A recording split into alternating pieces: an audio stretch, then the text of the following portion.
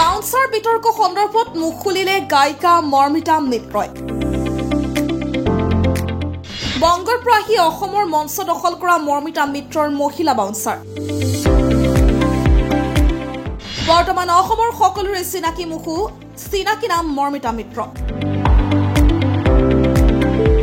মৰ্মিতা মিত্ৰ যাদুকৰী কণ্ঠ আৰু জুবিন সেই জনপ্ৰিয় গীতবোৰৰ জৰিয়তে কম দিনত জনপ্ৰিয় হোৱা গায়িকা মৰ্মিতা মিত্ৰক লৈছেন এতিয়া গায়িকাৰ মূৰৰ কামৰণি।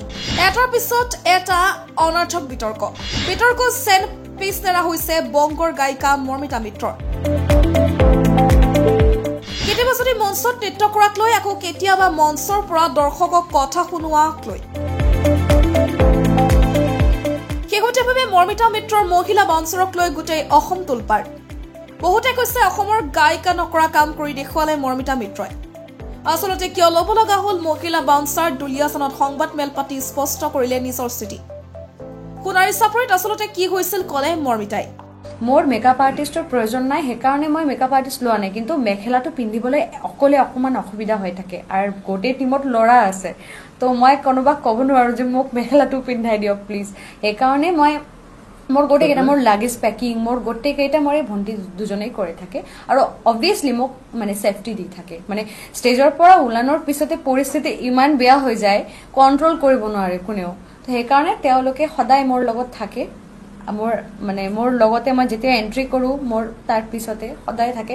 মই 14 এপ্ৰিলৰ পৰা কণ্টিনিউ শ্ব' কৰি আছোঁ, কিন্তু কেতিয়াবা আপোনালোকে শুনা পোৱা নাই মানে চাগে যে কোনোবাই মানে কোনো জেগাত এনে প্ৰব্লেম হৈছে। কিন্তু এতিয়া প্ৰথমবাৰ এনেকুৱা হ'ল।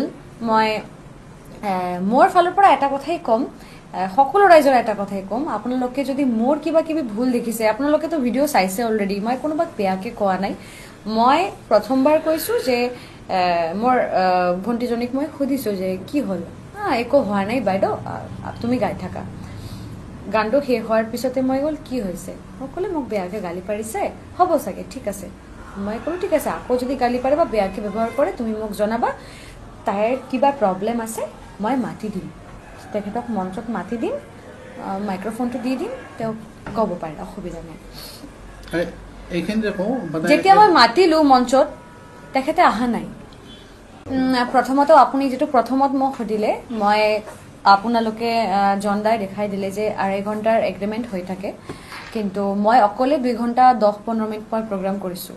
তো যদি এগ্ৰিমেণ্ট 2.5 ঘণ্টাৰ হৈ থাকে আৰু মই অকলে 2 ঘণ্টা 10 মিনিট প্ৰগ্ৰাম কৰিছোঁ, এইটো এনাফ বুলি মই মনে কৰোঁ। আৰু এজন আৰ্টিষ্ট কণ্টিনিউ 3 ঘণ্টা বা 2.5 ঘণ্টা প্ৰগ্ৰাম কৰিব নোৱাৰে। কৰিব পাৰিলে মই কৰিব পাৰোঁ, মই 2.5 ঘণ্টা কৰিম, মই 3 ঘণ্টা একেলগ মানে একদম নন ষ্টপ মই কৰিব পাৰোঁ। মই কৰি আহিছোঁ অলৰেডি ৰাসৰ পৰা। কিন্তু যদি কমিটিৰ মানুহ এনেকুৱা হয়, তাৰ কেনেকৈ কৰিম? আৰু গোটেই ষ্টেজটো যদি অকুপাইড কৰি ৰাখে, কেনেকৈ কৰিম দাদা? পৰিৱেশটো থাকিব লাগিব। পৰিৱেশটো মই কেতিয়াও মানে মই জনদাক অলৰেডি কৈছোঁ, জনদাই সবাৰ লগত কথা পাতি থাকে। মই কেতিয়াও মানে জনদাক অলৰেডি কৈ দিছোঁ যে মোৰ কেতিয়াও মানে এক্সট্ৰা সুবিধা নালাগে। যদি ৰুম এটা আছে, মই মোৰ ছোৱালী মানে ভণ্টি 2জন আছে, তেখেতৰ লগত মই ভাগ কৰি ল'ব পাৰি, অসুবিধা নাই, মই এডজাষ্ট কৰি থাকি যাওঁ। মানে যেনেকৈ জনদাই ক'লে যে মানে সোণাৰীত প্ৰগ্ৰাম কৰিবলৈ গৈছোঁ, মোক এটা হোটেল দিয়া নাই দাদা, কাৰোবাৰ ঘৰত লৈ গৈছে, তাত গৈ মই ৰেডি হৈছোঁ, মোৰ একো অসুবিধা নাই। ইমান চেলিব্ৰিটি নহয়, মই বহুত সাধাৰণ মানুহ হয়, মই চেলিব্ৰিটি নহয়, মই কেতিয়াও নিজকে চেলিব্ৰিটি বুলি ভাবা নাই। চ' এতিয়া আৰু এটা কথা, মই এইবাৰ প্ৰথম বিহু কৰিছোঁ। চ' আগতেই ক'লোঁ, মোক ভাল পোৱা, মোক মৰম দিছে অসমৰ ৰাইজে। অসমৰ ৰাইজৰ কাৰণে যিমান মানুহ মোক ভাল পোৱা, মৰম দি গৈছে, আশীৰ্বাদ কৰি আছে এতিয়াও, সেই মানুহবিলাকৰ কাৰণে মই গাই আছোঁ, আগলৈ গাই যাম। আৰু এতিয়া প্ৰথম বছৰ মই বিহু কৰি আছোঁ। তো বিহুৰ আগতে মই মানে যেতিয়া জনদাৰ লগত কথা পাতিলোঁ যে এজন আৰ্টিষ্ট কি কৰি থাকে, এজন আৰ্টিষ্ট ভালকৈ সাজপাৰ পিন্ধি আহে আৰু মেকআপ আৰ্টিষ্ট লৈ আহে, তো এইবিলাক আৰু কিবা কিবি বস্তু নিজৰ টিম থাকে। প্ৰভাইড কৰা নাই না, সঁচা কথাটো কৈ দিওঁ, মই লোৱা নাই। মানে মই ভাবিছোঁ এটা ৱেষ্টেজ হ'ব, মানে মই নিজে জানো কৰিবলৈ, সেইকাৰণে মই লৈছোঁ। মানে বাকী আৰ্টিষ্ট লৈ থাকে বুলি মোৰ একো প্ৰব্লেম নাই।